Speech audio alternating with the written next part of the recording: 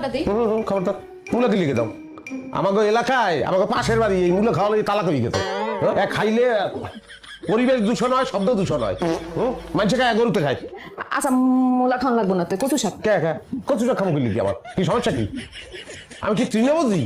আচ্ছা কচু শাকও খাওয়া লাগবো না, এই যে পালং শাক টানছে। কোনো চেঞ্জ নেই। কি কবিরাজ বাড়ি এটা বুঝলাম না।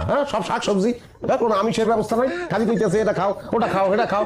এই বিলে এই সমস্ত জিনিসপত্র খাইলে এটা কি আমার শরীরে বল হইবে? এতক্ষণ ফিরে খালি শুনতেছি, কিছু কইতেছি না। ভাব খানা নবাব আইছে, বাংলার নবাব।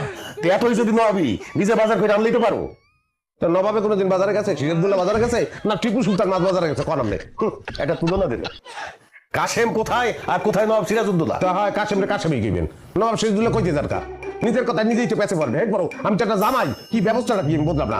যাই দেখেন কি পানির মধ্যে ভুলে ডাল দিয়ে হালাইছে এত